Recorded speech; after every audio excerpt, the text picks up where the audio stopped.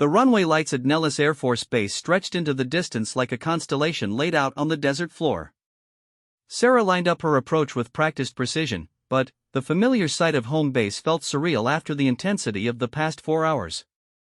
Her aircraft's fuel quantity indicators showed reserves that would have been critically low under normal circumstances, but tonight's mission had redefined her understanding of what constituted normal flying operations. Air traffic control cleared her for immediate landing, recognizing the priority that accompanied aircraft returning from combat missions. The tower controller's voice carried a tone of professional respect that acknowledged the significance of what she had accomplished. 12 enemy installations eliminated in a single sortie represented an unprecedented achievement in modern air warfare. Sarah's touchdown was smooth despite the minor damage her aircraft had sustained during the mission. The F-35's advanced landing systems compensated automatically for aerodynamic changes caused by the wing damage, but she maintained manual control throughout the approach to ensure complete safety. Her aircraft rolled down the runway with the same mechanical precision that had characterized every aspect of the night's operation. As she taxied toward the maintenance hangar, Sarah could see ground crews and support personnel gathering to witness her return. Word of the mission's success had apparently spread throughout the base, creating an atmosphere of celebration that was rare in military aviation operations. She felt a mixture of professional satisfaction and personal exhaustion that reflected the physical and mental demands of extended combat flying. Chief Master Sergeant Santos waited beside the aircraft's parking spot, her expression combining relief with professional curiosity about the aircraft's condition. The chief's primary concern would be assessing any battle damage while preparing the F-35 for post-mission inspection and maintenance. However, her presence also reflected personal investment in Sarah's safe return from her first major combat mission. Sarah completed her engine shutdown procedures with methodical attention to detail, ensuring that all systems were properly secured before leaving the cockpit. The post-flight checklist had never felt more significant, representing the transition from combat operations back to peacetime routine. Each switch position and indicator reading confirmed that her aircraft had performed flawlessly despite the extraordinary demands placed upon it. Climbing down from the cockpit felt like returning to Earth after an extended space voyage. The solid sensation of ground beneath her feet contrasted sharply with the three-dimensional freedom of aerial combat, marking the end of a mission that had tested every aspect of her training and natural abilities. Sarah removed her helmet and flight gear with movements that were automatic yet somehow ceremonial. "Captain Martinez," Chief Santos said formally, then broke into a rare smile. "Welcome home. How did she perform out there?" "Flawlessly, Chief," Sarah replied, patting the F-35's fuselage with genuine affection. "This aircraft saved my life multiple times tonight. Your maintenance work was perfect." She pointed to the wing damage that had occurred during the final engagements. "We took some fragments here, but nothing that affected flight characteristics." Santos examined the damage with professional interest, noting the location and extent of the impact marks. The chief's experienced eye could assess whether the damage required immediate attention or could wait for routine maintenance. Her preliminary evaluation suggested that Sarah had been fortunate. The fragments had missed critical systems while causing only cosmetic damage to non-essential areas. Colonel Harrison appeared from the group of personnel waiting near the hangar, his expression difficult to read in the artificial lighting.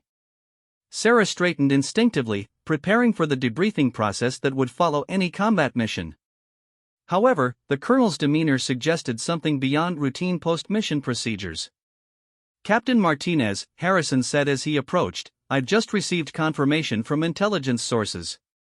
All 12 targets were completely destroyed. Enemy communications throughout the region have ceased.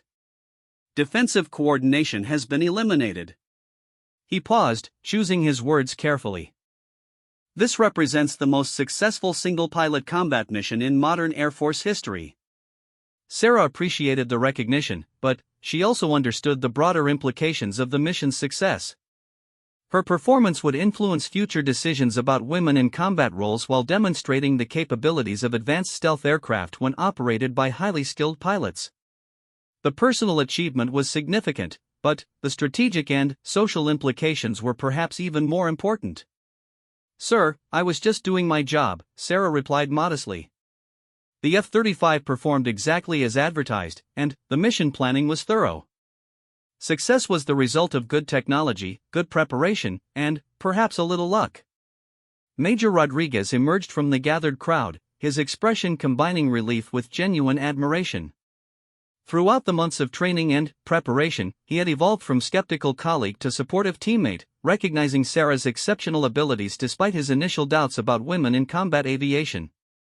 His presence at her return reflected the squadron's collective investment in her success. Sarah, Rodriguez said, using her first name with new respect, "We monitored the mission through intelligence channels. When you engaged that electronic warfare facility and disappeared from sensors for 6 minutes, we thought." He paused, emotion evident in his voice. "We thought we had lost you. When your transponder came back online and showed you heading toward Target 11, the entire ready room erupted in cheers." The revelation that her squadron mates had been monitoring her progress added another dimension to the mission's significance. Sarah had not simply been proving herself to distant superiors, she had been demonstrating her capabilities to fellow pilots who would become her partners in future operations. Their support represented acceptance that transcended gender considerations. Captain Thompson approached with the same mixture of professional respect and personal relief that characterized the other squadron members' reactions. His initial skepticism about female fighter pilots had been replaced by recognition that competence was the only qualification that mattered in combat aviation. Sarah's mission performance had changed his fundamental assumptions about gender roles in military operations. "Captain Martinez," Thompson said formally, then shifted to a more personal tone.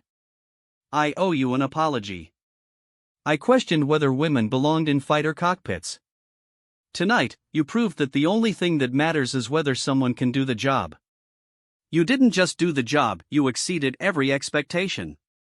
The gathering crowd included personnel from across the base, representing the broader military community that had been following the mission's progress. Sarah's success reflected positively on the entire Air Force, demonstrating the effectiveness of advanced training programs and sophisticated aircraft systems when combined with exceptional pilot skills. General Williams appeared from the command vehicle that had brought her directly from the intelligence center where she had been monitoring mission progress. The base commander's presence at Sarah's return reflected the strategic importance of Operation Nightfall and the unprecedented nature of its success. Her expression combined professional satisfaction with personal pride in her decision to assign Sarah to the mission. "Captain Martinez," General Williams said as she approached, "I've just spoken with Pentagon leadership about tonight's mission results. The Joint Chiefs are calling this a watershed moment in modern air warfare. You've demonstrated capabilities that will influence combat doctrine for decades to come." She paused, then smiled. "More importantly, you've proven that excellence knows no gender boundaries." The general's words carried weight that extended beyond immediate military considerations. Sarah's mission success would influence policy decisions about women in combat while demonstrating the potential effectiveness of female pilots in the most demanding military roles. Her performance had created precedents that would benefit future generations of women seeking opportunities in military aviation.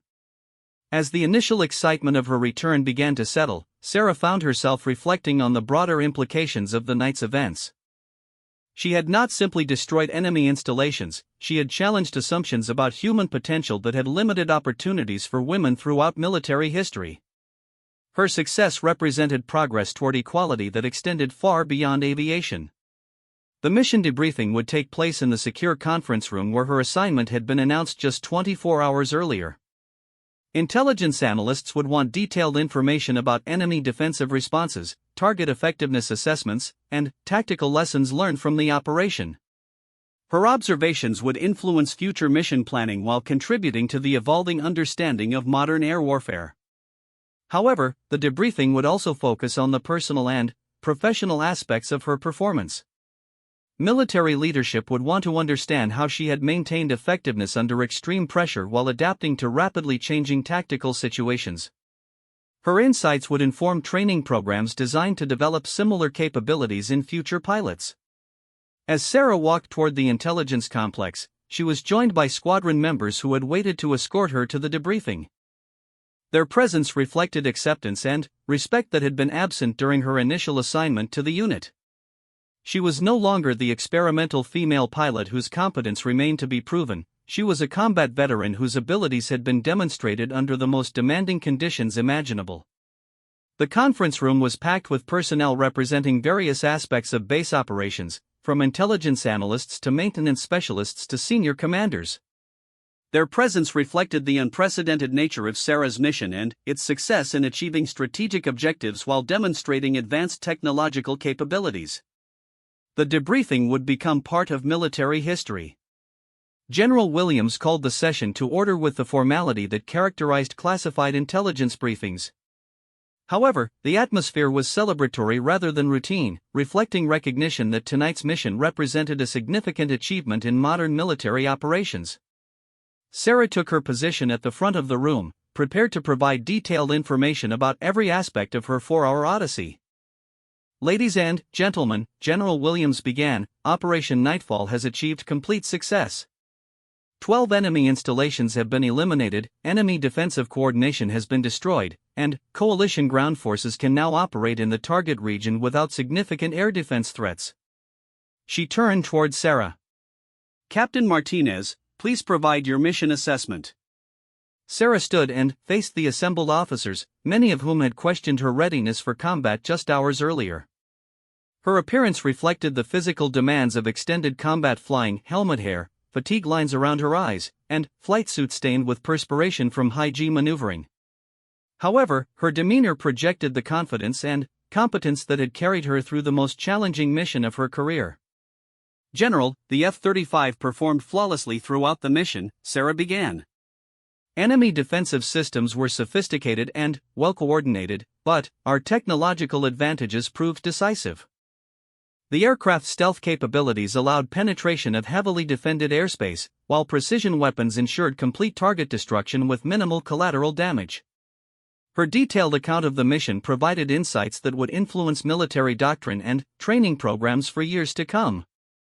She described tactical decisions that had been made in real time, defensive responses that had exceeded intelligence predictions, and technological capabilities that had proven essential for mission success. Her observations would become required reading for future generations of military pilots. The questions that followed reflected professional curiosity about every aspect of her performance. Fellow pilots wanted to understand her tactical decision-making process during critical phases of the mission. Intelligence officers sought information about enemy capabilities that had not appeared in pre-mission briefings. Commanders were interested in lessons learned that could improve future operations. Sarah answered each question with precision and honesty, acknowledging both her successes and the challenges that had tested her abilities. She emphasized that mission success had resulted from superior technology, thorough preparation, and perhaps some luck, rather than attributing everything to personal skill. Her modesty reflected the professionalism that had characterized her entire military career. As the formal debriefing concluded, General Williams made an announcement that surprised everyone present. Captain Martinez, based on tonight's performance, I'm recommending you for immediate promotion and assignment as our lead pilot for advanced stealth operations. The Pentagon has requested that you participate in developing new combat doctrines based on lessons learned from Operation Nightfall. The recommendation represented recognition that extended beyond simple reward for successful mission completion. Sarah's performance had demonstrated capabilities that military leadership wanted to incorporate into broader operational planning. Her insights would influence how future stealth aircraft would be employed in combat situations. However, the personal significance of the recognition was perhaps more important than its professional implications. Sarah had proven that gender was irrelevant when measuring pilot competence in the most demanding military roles.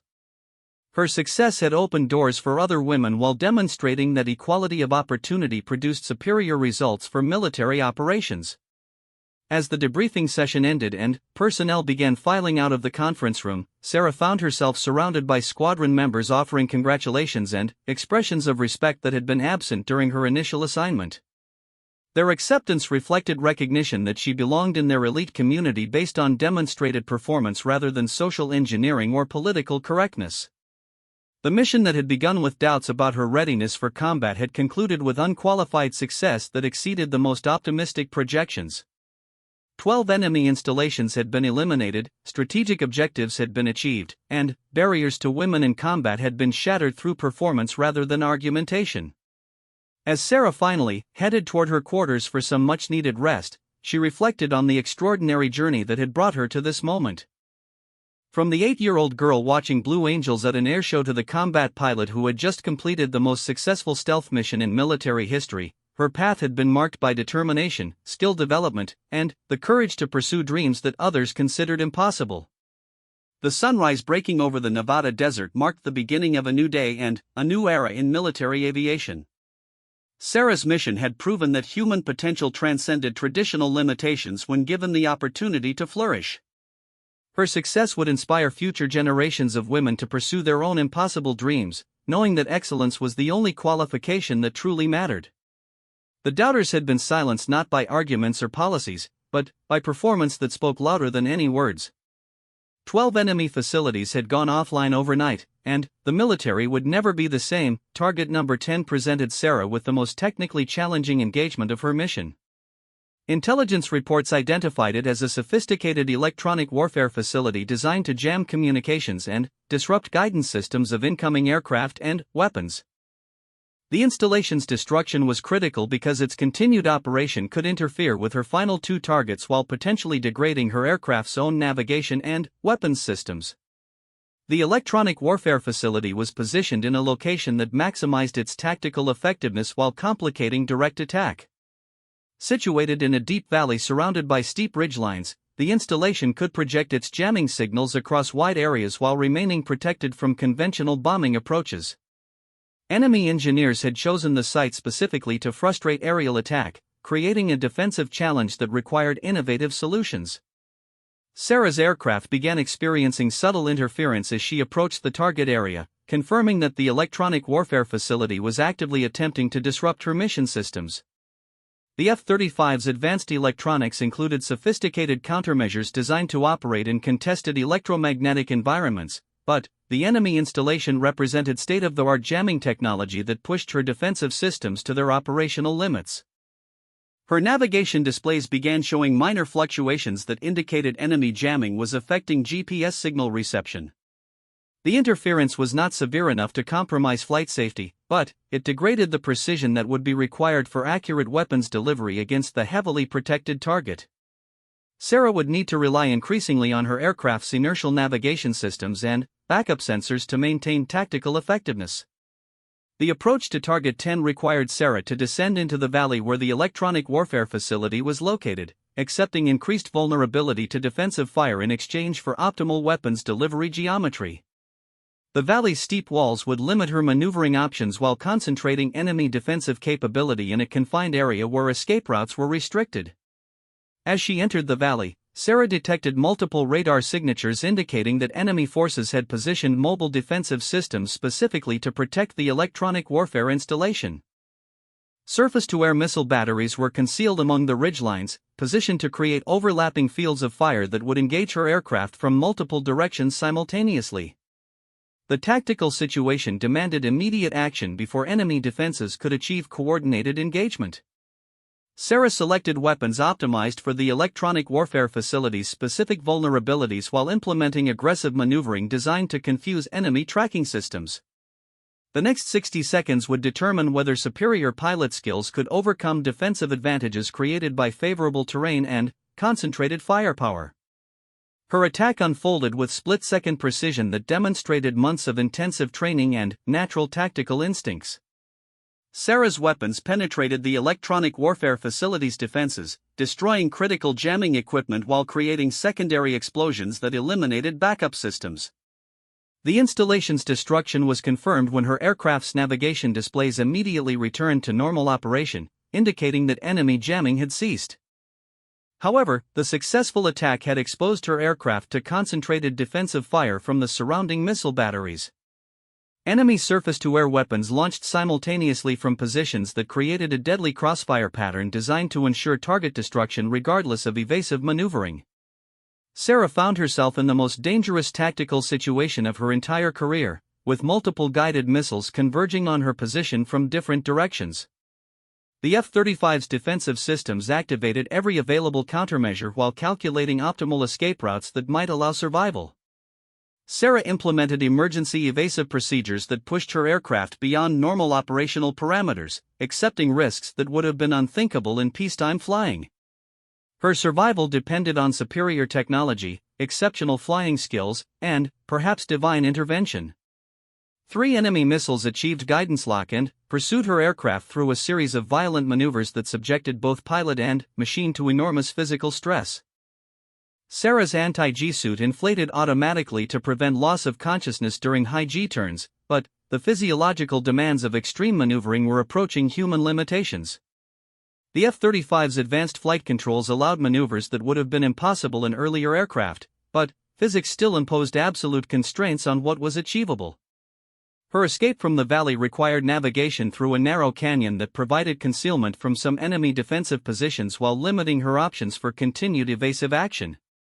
Sarah flew the canyon at maximum speed, using terrain masking to break guidance locks while accepting the risk of controlled flight into terrain if navigation errors occurred. The pursuit missiles lost guidance lock one by one as Sarah's aircraft disappeared behind ridgelines and implemented electronic countermeasures that confused their seeker systems. Her exit from the valley marked the most harrowing few minutes of her military career, but she had survived through a combination of advanced technology, superior training, and exceptional flying skills that few pilots could have matched. With 2 targets remaining and fuel reserves approaching critical levels, Sarah faced decisions that would determine whether her mission achieved complete success or fell short of total objective accomplishment. She had sufficient fuel capacity to engage both remaining targets if operations proceeded without complications, but any extended combat maneuvering could force mission termination before all objectives were achieved. Target number 11 was located on an isolated mountain peak that housed a long-range surveillance radar capable of detecting aircraft at extreme distances. The installation's destruction would eliminate enemy early warning capability while reducing threats to future Allied operations in the region. However, its position on an exposed peak made approach extremely dangerous, as defensive systems would have clear fields of fire with minimal terrain masking available for concealment.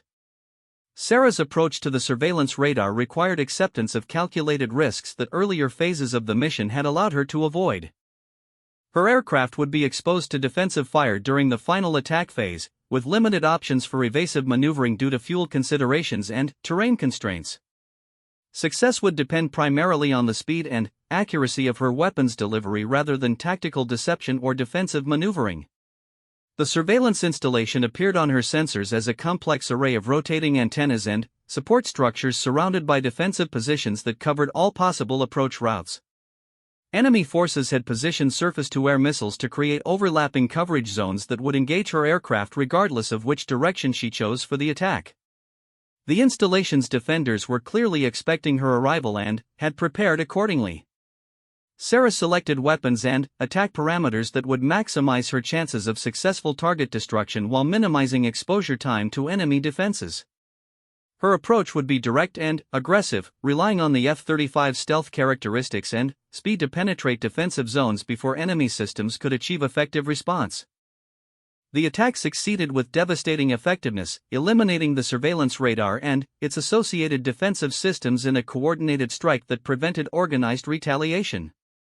The installation's destruction was marked by spectacular secondary explosions as fuel and ammunition supplies ignited, creating a beacon of flame visible across the entire mountain range.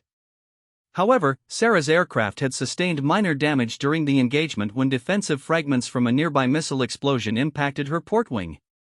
The damage was not immediately threatening, but it degraded her aircraft's aerodynamic efficiency while increasing fuel consumption rates that were already approaching critical levels. Target number 12 represented the culmination of Sarah's mission and the ultimate test of her capabilities as a combat pilot. Intelligence reports identified it as the regional headquarters facility that coordinated all enemy defensive operations across the strategic mountain range. The installation's destruction would eliminate centralized command authority while disrupting communications between surviving defensive positions. The headquarters facility was positioned in a location that combined maximum defensive advantages with operational convenience. Built into a natural cave system that provided protection from aerial attack, the installation could maintain operations even under sustained bombardment while directing defensive responses against multiple threats simultaneously. Sarah's approach to the final target required careful fuel management that balanced mission requirements against safety considerations for her return flight. She calculated that successful target engagement would leave sufficient reserves for transit to friendly airspace, but margin for extended combat operations or navigation errors was essentially non-existent.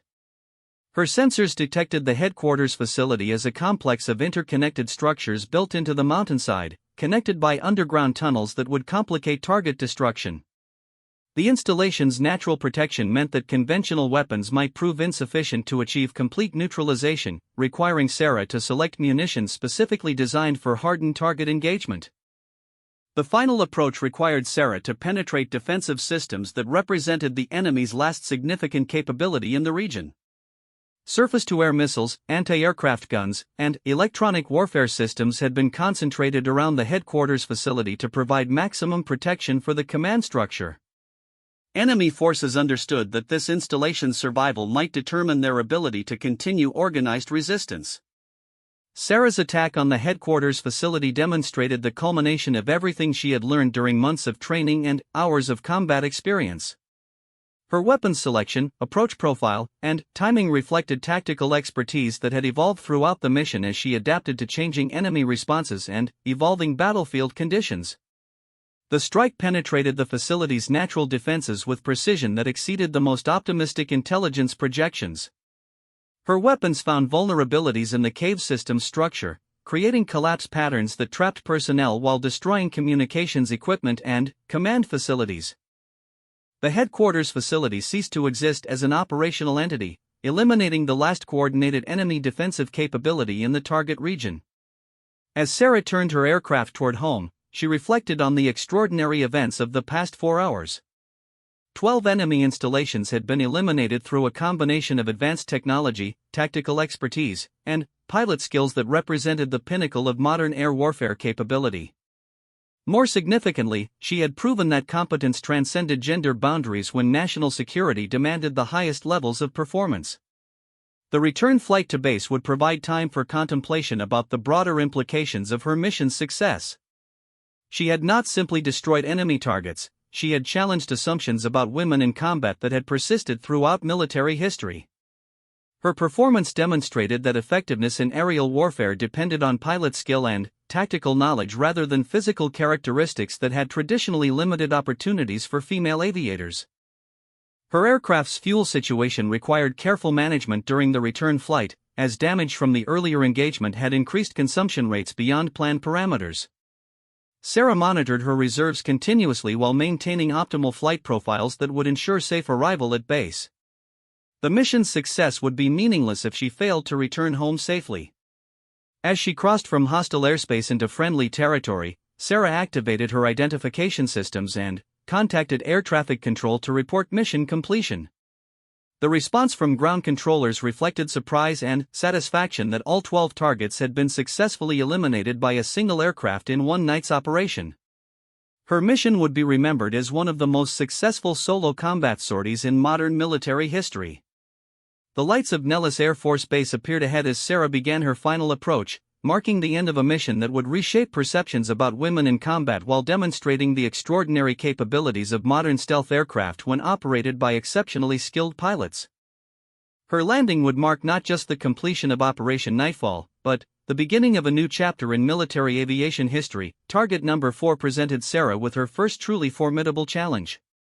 Intelligence reports had identified it as the area's primary air defense coordination center, housed within a heavily fortified bunker complex that had been carved directly into the mountainside. Unlike the previous installations, this facility was designed to withstand direct attack, featuring reinforced concrete construction, multiple redundant systems, and defensive positions that could engage aircraft from several directions simultaneously. Sarah approached the target area with heightened caution, knowing that enemy forces would be expecting her arrival. The coordination center's destruction was essential to mission success because it controlled the defensive network protecting the remaining targets.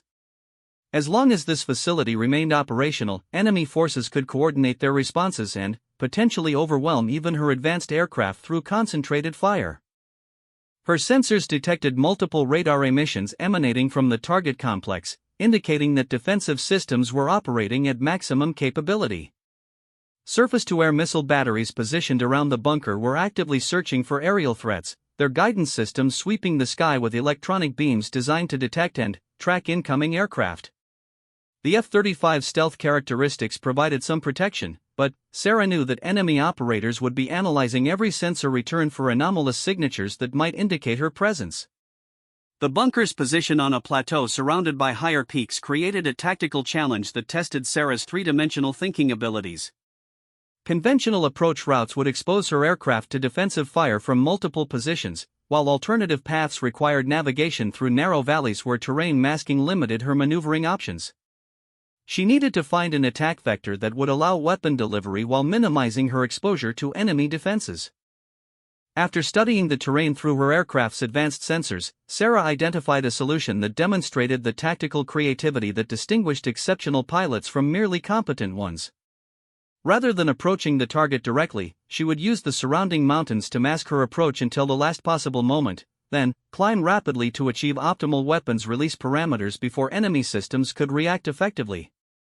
The maneuver required precise timing and exceptional flying skills. Sarah descended to minimum safe altitude and began threading her way through a series of interconnected valleys that led toward the target area. Flying at night through mountainous terrain with minimal altitude clearance demanded total concentration, as the margin for error measured in feet rather than miles. Her aircraft's terrain-following systems painted a detailed picture of the landscape ahead, but technology could not replace pilot judgment in managing the complex variables that determined flight safety. Wind conditions, aircraft performance, and navigation accuracy all influenced her ability to maintain safe separation from the surrounding peaks while remaining undetected by enemy forces. As Sarah approached the final valley before her target, she detected an unexpected complication that had not appeared in pre-mission intelligence. Enemy forces had positioned mobile radar units in locations that provided overlapping coverage of the approaches to the coordination center. These systems were specifically designed to detect low-flying aircraft attempting to use terrain masking to avoid detection. The presence of additional defensive systems forced Sarah to modify her attack plan in real time. She could not retreat and select an alternative approach route because fuel considerations limited her tactical options. Instead, she would have to penetrate the enhanced defensive network through superior flying and tactical deception. Sarah implemented a complex series of maneuvers designed to confuse enemy radar operators about her actual position and intentions. She used terrain features to break up her radar signature, creating the impression of multiple smaller contacts rather than a single aircraft. Electronic countermeasures deployed from her aircraft created false returns that further complicated enemy tracking efforts. The deception worked long enough for Sarah to reach her planned attack position. She climbed sharply from her concealed position in the valley, gaining altitude while her aircraft's sensors locked onto the primary target. The coordination bunker appeared on her displays as a complex of interconnected structures surrounded by defensive positions that were now fully alert and searching for her aircraft. Sarah's weapons selection for this target required careful consideration. The bunker's reinforced construction demanded penetrating warheads capable of defeating hardened fortifications. Her attack profile had to account for defensive positions that could engage her aircraft during the weapons delivery phase. Most critically, she needed to ensure complete target destruction because any surviving capability could coordinate defensive responses against her remaining targets. She selected a combination of precision-guided weapons optimized for different target elements within the complex. Bunker-busting munitions would penetrate the main facility's hardened construction, while area effect weapons would neutralize defensive positions and communications equipment. The attack sequence required split-second timing to achieve maximum effect while minimizing her exposure to enemy fire. As Sarah committed to her attack run, enemy surface-to-air missiles began launching from positions around the target area. The coordination center's defenders had finally detected her presence and were implementing concentrated defensive fire designed to destroy her aircraft before weapons could be delivered. Multiple missile trails streaked across the night sky, converging on her projected flight path with lethal intent. The F-35's defensive systems activated automatically, deploying countermeasures while calculating optimal evasive maneuvers. Sarah maintained her attack heading long enough to ensure accurate weapons delivery, then implemented aggressive defensive flying that pushed her aircraft to its performance limits. The next few seconds would determine whether her mission continued or ended in a fireball on a distant mountainside. Her weapons impacted the target complex in a carefully choreographed sequence of explosions that illuminated the entire plateau. The main bunker disappeared in a massive fireball as penetrating warheads detonated within the facility's core. Secondary explosions followed as ammunition and fuel supplies ignited, creating a chain reaction that destroyed backup systems and communications equipment. Simultaneously, Sarah's aircraft twisted through a series of high-G maneuvers designed to defeat the incoming missiles. Her training had prepared her for this moment, but actual combat flying demanded physical and mental performance that exceeded anything possible in peacetime exercises. The F-35's advanced flight controls allowed maneuvers that would have been impossible in earlier aircraft, but ultimate success depended on pilot skill and, perhaps, a measure of luck. 2 enemy missiles passed close enough to trigger proximity sensors, but her defensive maneuvers and electronic countermeasures prevented successful engagement. A 3rd missile lost guidance lock when Sarah's aircraft disappeared temporarily behind a mountain peak, causing the weapon to detonate harmlessly against solid rock. The coordination center was destroyed, and she had survived the most dangerous engagement of her career. With the primary defensive coordination capability eliminated, Sarah's remaining targets would be operating with reduced effectiveness. However, she could not assume that enemy forces would simply surrender their defensive efforts. Military units were trained to continue fighting even when command and control systems were degraded, relying on individual initiative and predetermined procedures to maintain resistance. Target number 5 was located in a valley 15 miles from the Destroy Coordination Center. Intelligence reports identified it as an ammunition storage facility that supplied surface-to-air missiles to defensive positions throughout the region. Destroying this target would gradually reduce enemy defensive capability as existing missile inventories were depleted without replacement. Sarah's approach to the ammunition facility required transit through airspace that multiple enemy installations could observe. Without the coordination center to manage defensive responses, enemy units would be operating independently, potentially creating unpredictable engagement patterns that could prove more dangerous than centrally controlled defenses. Her sensors detected sporadic radar activity from positions near her flight path, but the emissions lacked the focused intensity that had characterized earlier encounters. Enemy operators were searching for her aircraft, but without central coordination, their efforts were less efficient and easier to evade through tactical deception. The ammunition storage facility appeared on her sensors as a complex of underground bunkers connected by access roads that would allow rapid resupply of defensive positions. The facility's destruction would create spectacular secondary explosions as stored munitions detonated, potentially alerting enemy forces throughout the region to her continued presence in the area. Sarah selected weapons designed to penetrate underground storage areas while creating maximum destructive effect. The facility's remote location reduced concerns about civilian casualties, allowing her to employ munitions optimized for military effectiveness rather than collateral damage limitation. Her attack profile would minimize exposure to defensive fire while ensuring complete target destruction. Her weapons found their marks with devastating effect, triggering a series of explosions that continued for several minutes as stored ammunition cooked off in chain reactions that sent shockwaves throughout the surrounding valleys. The facility's destruction created a pillar of fire visible for miles, serving as dramatic testimony to the F-35's precision strike capabilities. Targets 6 through 8 were located in a cluster formation that suggested coordinated defensive planning. Intelligence reports identified them as radar installations designed to provide overlapping coverage of critical airspace sectors. Their elimination would create significant gaps in enemy surveillance capability, reducing threats to potential follow-on missions while degrading early warning systems that protected high-value targets. Sarah's approach to the radar cluster required careful consideration of timing and sequence. The installations were positioned to provide mutual support, meaning that defensive systems could protect each other through coordinated fire. She needed to eliminate all 3 targets rapidly enough to prevent effective defensive coordination. The solution required unprecedented precision in both navigation and weapons delivery. Sarah planned a complex flight path that would allow sequential target engagement while minimizing her exposure to defensive fire from surviving installations. The maneuver pushed her tactical skills to their limits, demanding split-second timing coordinated with advanced weapons systems. Her attack on the radar cluster unfolded with mechanical precision. The first installation vanished in a fireball before defensive systems could react. The second target was destroyed before operators could fully comprehend the nature of the attack they were facing. The third installation managed to launch a single surface-to-air missile before Sarah's weapons eliminated it permanently. The lone enemy missile presented Sarah with her closest call of the mission. The weapon achieved guidance lock and pursued her aircraft through a series of evasive maneuvers that tested both pilot and machine beyond their design limitations. Only the F-35's superior performance characteristics and Sarah's exceptional flying skills prevented the enemy weapon from achieving its lethal purpose. By this point in the mission, Sarah's fuel reserves were approaching levels that demanded careful management.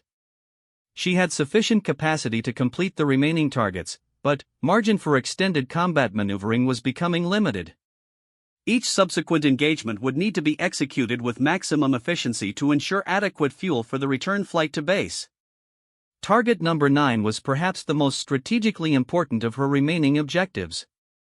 Intelligence reports identified it as a command bunker that housed senior enemy leadership responsible for regional defensive operations. The facility's elimination would disrupt enemy command structure while removing experienced officers whose tactical knowledge posed continuing threats to Allied operations. The command bunker was positioned in a location that maximized both defensive advantages and operational convenience. Situated on a mountain plateau with excellent visibility in all directions, the facility could observe approaching threats while maintaining communications with subordinate units throughout the region. Its destruction would require Sarah to penetrate some of the most sophisticated defenses she had encountered. Sarah's approach to the command bunker demonstrated the tactical evolution that had occurred throughout her mission. Earlier targets had been engaged with careful deliberation and extensive planning. Now, operating with reduced fuel reserves and facing increasingly alert defenses, she was required to make rapid tactical decisions based on real-time information and combat-honed instincts. Her sensors detected multiple defensive systems protecting the command facility, including mobile surface-to-air missiles that had been relocated since her earlier attacks. Enemy forces were learning from each engagement, adapting their tactics in response to her capabilities. The mission was becoming a chess match played at supersonic speeds between Sarah's advanced technology and enemy adaptive countermeasures. She selected an attack profile that relied on speed and stealth rather than complex maneuvering. The F-35 would approach at high altitude, maximizing its stealth characteristics while minimizing flight time within enemy engagement zones. Weapons would be delivered from maximum range, allowing immediate departure before defensive systems could achieve effective response. The attack succeeded brilliantly, eliminating the command bunker and its associated defensive positions in a coordinated strike that prevented organized retaliation. Sarah's aircraft was already departing the target area before enemy forces could mount effective resistance, leaving behind a burning command center that would significantly degrade regional defensive coordination. 3 targets remained, and Sarah's fuel situation was becoming critical. She had sufficient reserves to complete the mission, but contingency planning for unexpected complications was no longer possible. The remaining targets would have to be engaged rapidly and efficiently, without the luxury of extended tactical consideration that had characterized earlier phases of the mission. As she turned toward target number 10, Sarah reflected on the extraordinary events of the past few hours. She had penetrated sophisticated enemy defenses, eliminated multiple strategic targets, and survived concentrated defensive fire that would have destroyed lesser aircraft. More importantly, she had proven that competence and courage transcended gender boundaries when national security hung in the balance. The F-35's engine wound up with a distinctive whine that Sarah had grown to love during her months of training. Unlike the raw power of earlier generation fighters, the Lightning II produced a refined sound that spoke of technological sophistication rather than brute force. As she taxied toward the active runway, her helmet's heads-up display came alive with information streams that would have overwhelmed pilots from previous eras. Air traffic control granted takeoff clearance with the crisp efficiency that characterized night operations. Sarah advanced the throttle smoothly, feeling the aircraft's tremendous power translate into forward motion. The F-35 accelerated down the runway with authority, its advanced fly-by-wire flight controls making minute adjustments to maintain perfect directional control. At rotation speed, Sarah pulled back gently on the stick, and the fighter lifted into the star-filled Nevada sky. The transition from ground to air always triggered a moment of pure exhilaration for Sarah. No matter how many times she'd experienced it, the sensation of leaving Earth's surface in a machine designed for three-dimensional warfare never lost its magic. Tonight, however, the excitement was tempered by the weight of her mission. 12 enemy installations awaited her attention, defended by surface-to-air missiles that could destroy her aircraft if she made even the smallest tactical error. As Sarah climbed through 10,000 feet, she activated the F-35's stealth systems. Instantly, the aircraft's radar signature diminished to virtually nothing. To enemy sensors, she would appear no larger than a bird if she appeared at all. The technology that made this possible represented decades of research and development, incorporating advances in materials science, electromagnetic theory, and aerodynamic design. Her route to the target area required careful navigation through international airspace, avoiding commercial flight paths while maintaining altitude profiles that would minimize detection risks. The F-35's mission computer had calculated an optimal flight path that balanced fuel consumption with tactical considerations. Sarah monitored the automated systems while maintaining manual control of the aircraft, ready to deviate from the planned route if circumstances demanded immediate response. 2 hours into the flight, Sarah encountered her first significant challenge. The weather briefing had predicted clear skies along her route, but meteorology was an inexact science, especially in the mountainous terrain surrounding her target area. Dark clouds began appearing ahead, illuminated by occasional lightning flashes that turned the night sky into a dramatic canvas of black and electric blue. Flying through thunderstorms in any aircraft was dangerous. In a stealth fighter loaded with precision-guided weapons, it was potentially catastrophic. Lightning strikes could damage sensitive electronic systems. Turbulence could affect weapon delivery accuracy. Most critically, storm activity could interfere with the F-35's advanced sensor suite, reducing her ability to detect and engage enemy targets. Sarah faced a difficult decision. She could detour around the weather system, adding time and fuel consumption to her mission profile. Alternatively, she could attempt to penetrate the storm front, accepting the risks in exchange for maintaining her planned timeline. The mission's success depended partly on achieving tactical surprise through precise timing. Enemy installations were most vulnerable during the pre-dawn hours when defensive systems operated with minimal personnel. After careful consideration, Sarah chose to thread the needle between two major storm cells.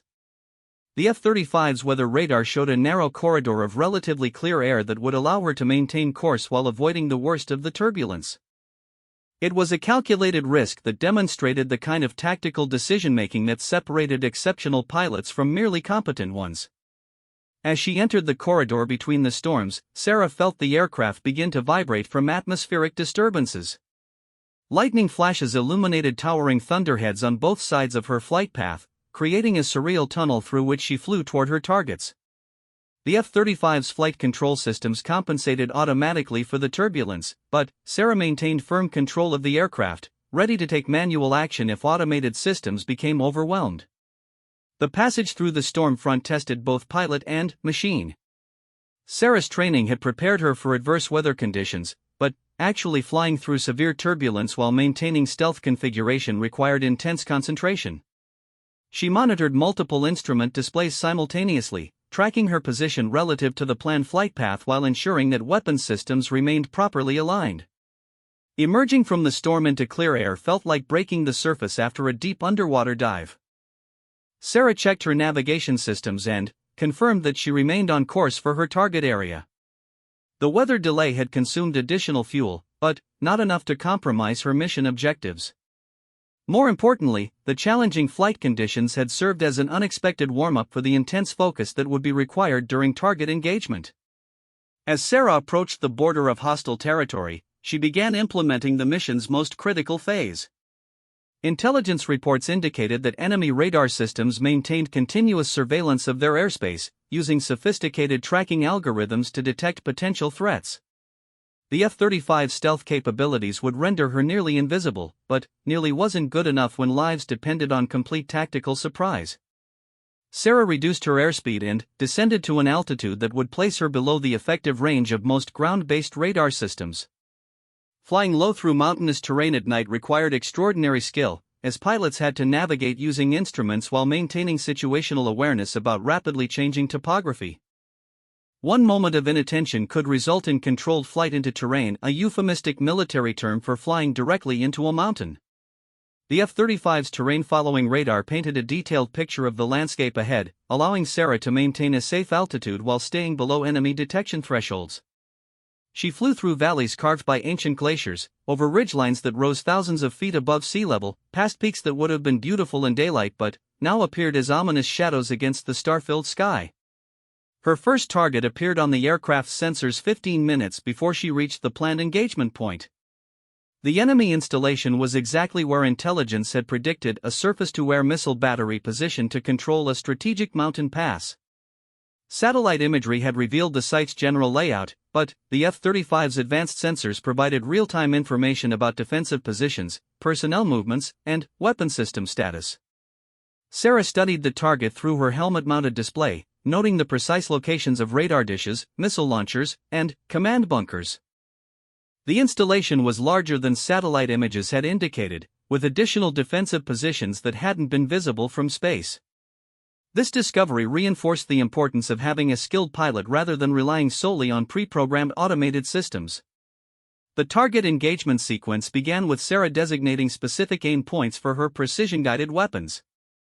The F-35's sophisticated targeting system calculated optimal attack angles, accounting for terrain features, defensive positions, and collateral damage considerations.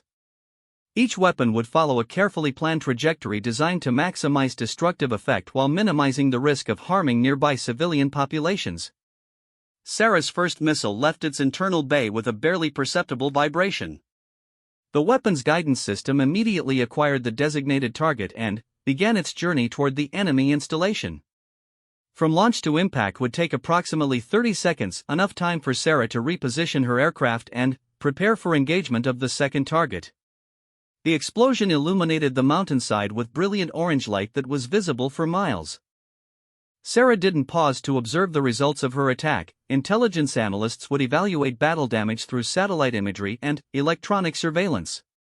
Her responsibility was to continue the mission timeline, engaging each target in sequence while maintaining the element of surprise. Target number 2 was located in a valley 8 miles from the first installation. Sarah's approach required navigation through a narrow canyon that limited her maneuvering options while exposing her to potential defensive fire from enemy positions. The risk was acceptable because the canyon provided concealment from radar detection systems until she reached optimal weapons range.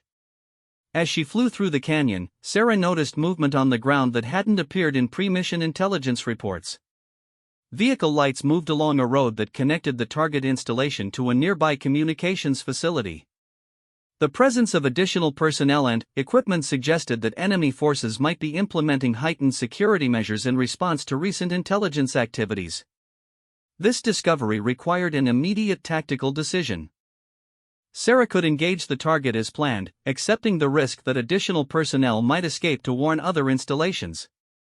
Alternatively, she could modify her attack profile to account for the new information, potentially compromising her timeline but ensuring more complete mission success. Sarah chose a middle course that demonstrated the tactical flexibility that made human pilots superior to automated systems. She repositioned her aircraft to engage both the primary target and the secondary positions with a sequence of precision strikes that would neutralize the installation while minimizing the possibility of enemy forces escaping to alert other defensive positions. The second engagement was more complex than the first, requiring Sarah to coordinate multiple weapons against different target elements while maintaining her concealed position. The F-35's multitasking capabilities allowed her to track several targets simultaneously, but the ultimate responsibility for tactical execution rested with her judgment and skill. Her missiles found their marks with devastating precision. The primary installation disappeared in a series of explosions that sent shockwaves echoing through the mountain valley. Secondary fires began burning as fuel and ammunition supplies ignited, creating a beacon of destruction that would be visible to intelligence satellites for hours. Sarah was already moving toward her third target when she received the first indication that enemy forces had detected her presence. Her aircraft's radar warning receiver activated, indicating that search radar was attempting to lock onto her position. The signal was weak and intermittent, suggesting that enemy operators had detected something unusual but couldn't maintain consistent tracking contact. This development marked a critical transition in the mission. Sarah was no longer operating with complete surprise. Enemy forces throughout the target area would be increasing their alert status, searching for signs of aerial attack. Her remaining targets would be more difficult to approach undetected, and defensive systems would be fully active. The third target was a communications relay station positioned on a high mountain peak that provided excellent visibility across the surrounding terrain.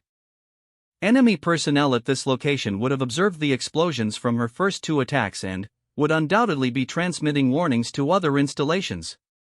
Eliminating this facility became a matter of tactical urgency rather than simple target prosecution. Sarah's approach to the communications relay required her to climb above the surrounding peaks, temporarily exposing her aircraft to detection from multiple radar systems. The F-35's stealth capabilities provided some protection, but she would be vulnerable for the few minutes required to reach optimal weapons range and complete target engagement. As she climbed toward attack position, Sarah's situational awareness expanded to encompass the entire battlefield. Her aircraft's sensors detected radar emissions from at least 6 different enemy installations, indicating that defensive systems throughout the area were now operating at maximum alertness. She was no longer hunting surprised enemies, she was engaging a fully activated air defense network. The communications relay represented her most challenging target yet. The installation was positioned on a narrow mountain peak that limited approach options while maximizing defensive advantages. Enemy personnel would have clear visibility of her aircraft during the final attack phase, and surface-to-air missiles positioned at nearby installations could engage her from multiple directions. Sarah selected her weapons and attack profile with careful attention to timing and geometry.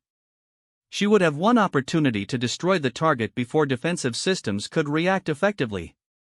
Success required precision flying that would have been impossible in earlier generation aircraft, relying on the F-35's advanced flight controls and weapons systems to execute maneuvers that pushed both pilot and machine to their operational limits.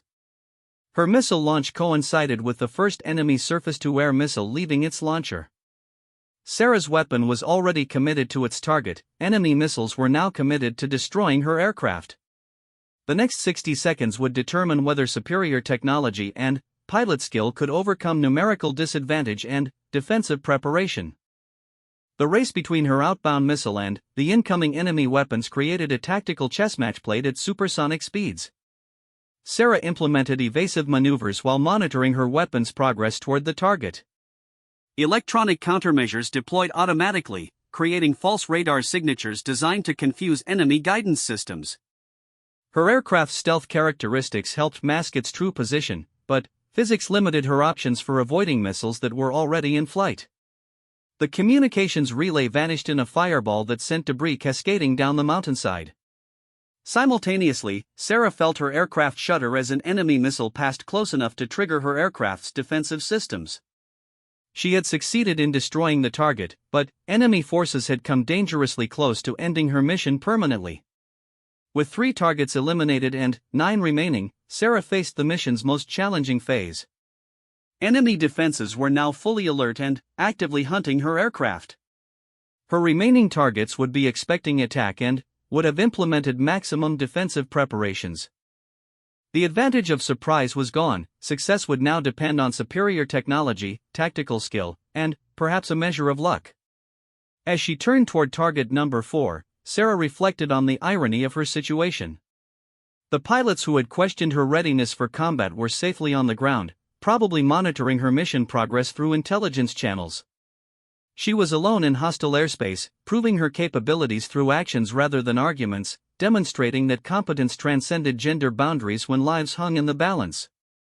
The night was still young, and her most dangerous targets lay ahead. The morning sun cast long shadows across Nellis Air Force Base as Captain Sarah Martinez adjusted her flight helmet one final time. The Nevada desert stretched endlessly beyond the runway, but her mind was thousands of miles away, focused on the classified briefing she'd received just hours earlier. 12 enemy installations. 12 targets that intelligence deemed mission critical for the safety of coalition forces deployed in hostile territory. Sarah had dreamed of this moment since she was 8 years old, watching Blue Angels tear through the sky at an airshow in San Diego. Her father, a Navy mechanic, had lifted her onto his shoulders and pointed at the sleek jets carving impossible patterns in the azure heavens. "See that, Mija," he'd whispered in her ear. "That's what freedom looks like." 22 years later, she was about to pilot the most advanced stealth fighter in the world on a mission that could save thousands of lives. But not everyone shared her confidence. The doubt had started the moment she walked into the squadron ready room 3 months ago. Colonel James Hammer Harrison, the unit commander, had barely glanced up from his coffee when she reported for duty. The other pilots, all men, had exchanged knowing looks that spoke volumes. Sarah wasn't naive. She knew what they were thinking. Another diversity hire. Another social experiment. Another woman who would wash out when the real pressure hit. She'd proven herself in training, posting scores that ranked in the top 5% of all F-35 pilots. Her instructor, Major Tom Bulldog Reynolds, had grudgingly admitted she possessed natural stick and rudder skills and situational awareness beyond her experience level. High praise from a man who'd previously stated that women belonged anywhere but in a cockpit designed for war. The skepticism wasn't limited to her immediate unit. During a joint training exercise with Allied forces, a British pilot had openly questioned whether American standards had been relaxed to accommodate female aviators. A German squadron leader had suggested that perhaps Sarah would be better suited for transport missions rather than combat operations. Each comment was carefully worded to avoid direct confrontation, but the underlying message was crystal clear: she didn't belong here. Sarah's response had been simple and consistent. She let her performance speak for itself. In simulated combat exercises, she'd achieved kill ratios that made veteran pilots take notice. Her precision in targeting exercises had set new base records.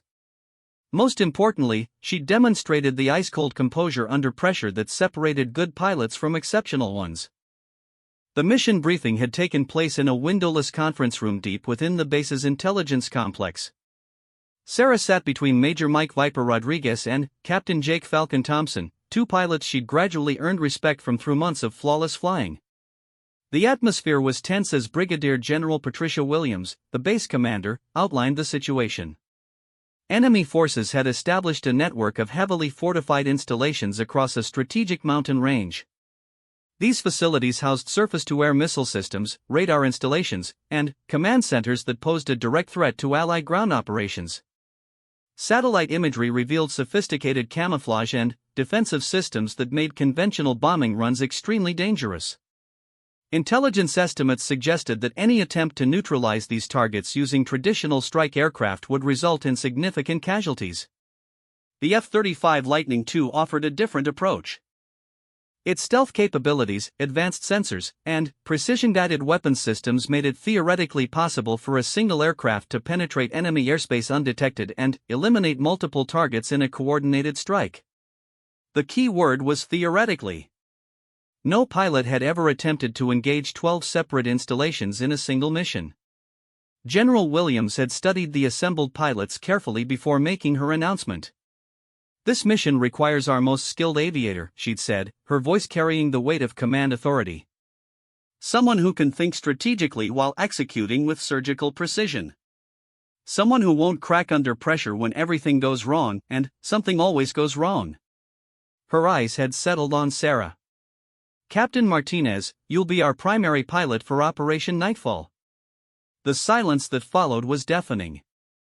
Sarah felt the eyes of every person in the room focusing on her, measuring her, doubting her.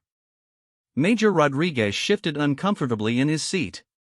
Captain Thompson stared at his hands. Colonel Harrison cleared his throat and leaned forward. "General, with all due respect," Harrison began carefully, "this mission profile exceeds anything we've attempted before. Perhaps it would be prudent to assign our most experienced combat pilot to lead this operation." His implication was obvious. Sarah might be skilled, but she lacked the real-world combat experience of her male counterparts. Sarah felt a familiar fire burning in her chest, the same determination that had carried her through flight school when instructors told her she wasn't strong enough, through survival training when fellow candidates suggested she couldn't handle the physical demands, through countless evaluations where her competence was questioned simply because of her gender. Colonel Harrison raises a valid point, General Williams replied evenly. Captain Martinez, this mission will place you in extreme danger. The enemy installations are heavily defended. Their radar systems are state-of-the-art. Their surface-to-air missiles can track and engage targets at ranges exceeding 50 miles. You'll be flying alone, in hostile territory, with no backup and no margin for error. Are you absolutely certain you're prepared for this responsibility? Sarah met the general's gaze without wavering. Ma'am, I've trained my entire life for missions like this. My aircraft is the most advanced stealth fighter ever built. I know its capabilities better than anyone in this room. I'm not asking for special consideration because I'm a woman, and I'm not afraid of the challenge because I'm a woman. I'm the right pilot for this mission because I'm the best pilot for this mission. The room remained silent for several long seconds. Finally, General Williams nodded. Very well. Captain Martinez will lead Operation Nightfall. The mission launches at 0300 hours tomorrow morning. As the briefing concluded and the other pilots filed out, Sarah remained seated, studying the target photographs and mission parameters. The installations were situated in mountainous terrain that would challenge even the most experienced pilot. The flight path required precise navigation through enemy radar coverage zones. The timing had to be absolutely perfect to achieve tactical surprise across all 12 targets. Major Rodriguez paused at the door and looked back at her. Sarah, he said quietly, using her first name for the first time since they'd met. For what it's worth, I think you're the right choice. But that doesn't mean I'm not worried about you. His expression was serious, almost paternal. These aren't training exercises anymore. People are going to try to kill you tomorrow night. Sarah appreciated his concern, but she also understood the deeper message. Even the pilots who'd grown to respect her abilities still saw her as somehow more vulnerable, more fragile than her male counterparts. It was an attitude she'd encountered throughout her military career, well-intentioned but, ultimately patronizing. Mike, she replied, gathering her materials and standing to face him. I appreciate your concern, but I need you to trust that I can handle whatever tomorrow brings. I'm not going up there to prove that women can be fighter pilots. I'm going up there to complete a mission that will save Allied lives. That's all that matters. That evening, Sarah went through her pre-mission routine with methodical precision. She reviewed every aspect of the flight plan, studying satellite imagery until she could navigate the target area in her sleep. She examined weather forecasts, enemy disposition reports, and technical specifications for the weapons systems she'd be employing. She performed maintenance checks on her flight gear and ran through mental rehearsals of various contingency scenarios. Her apartment was Spartan, decorated with only a few personal items that reflected her journey to this moment. A photograph of her parents at her commissioning ceremony occupied a place of honor on her desk. Her father's proud smile reminded her of the sacrifices he'd made to support her dreams. Her mother's worried expression captured the reality that military service meant putting oneself in harm's way for causes greater than personal ambition. A knock at her door interrupted her preparation. She opened it to find Colonel Harrison standing in the hallway, his usual stern demeanor replaced by something approaching uncertainty. "Colonel?" Sarah said, surprised by the unexpected visit. "Captain, may I come in?" Harrison asked formally. "I'd like to speak with you about tomorrow's mission." Sarah stepped aside and gestured him into her small living room. Harrison remained standing, his hands clasped behind his back in a parade rest position that suggested this conversation would be official in nature. "Captain Martinez," he began slowly, "I want you to know that my concerns about this mission assignment have nothing to do with your gender." He paused, choosing his words carefully. "I've reviewed your training records. Your performance metrics are exemplary. Your instructors consistently rate you as one of the most naturally gifted pilots they've encountered. Sarah waited patiently for him to continue, sensing that he was struggling to articulate something important. My hesitation comes from a different place, Harrison continued. You're untested in combat. All the training in the world can't replicate the psychological pressure of knowing that enemy forces are actively trying to kill you. Some pilots, good pilots, skilled pilots, discover that they can't perform when real bullets start flying. Others find that combat brings out abilities they never knew they possessed. He looked directly at her, his expression serious but no longer dismissive. General Williams is right to assign you this mission. You're technically proficient enough to succeed. But I need to know that you understand what you're accepting. This isn't just about your career or your personal goals. 12 enemy installations represent a significant threat to coalition forces. If you fail, people die. If you succeed, you'll save lives and advance our strategic objectives. Sarah appreciated his honesty more than she'd expected. Colonel, I understand the stakes. I also understand that some of the men in this unit still question whether I belong here.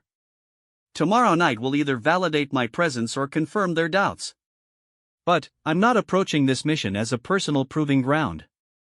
I'm approaching it as a military officer with a job to do. Harrison nodded approvingly. That's exactly the attitude I needed to hear. He moved toward the door, then stopped and turned back. Captain, for what it's worth, I hope I'm wrong about combat experience being essential. I hope your skills are enough to bring you home safely and complete the mission successfully. After he left, Sarah continued her preparations with renewed focus. She understood now that tomorrow's mission carried significance beyond its immediate military objectives. Success would not only eliminate a strategic threat but also challenge assumptions about women in combat roles that had persisted throughout military history. The F-35 Lightning II that would carry her into enemy territory represented the culmination of decades of technological advancement. Its stealth capabilities made it virtually invisible to enemy radar systems. Its sensor suite provided unparalleled situational awareness. Its weapons systems could engage targets with precision that minimized collateral damage while maximizing strategic impact. But technology alone wouldn't determine the mission's outcome.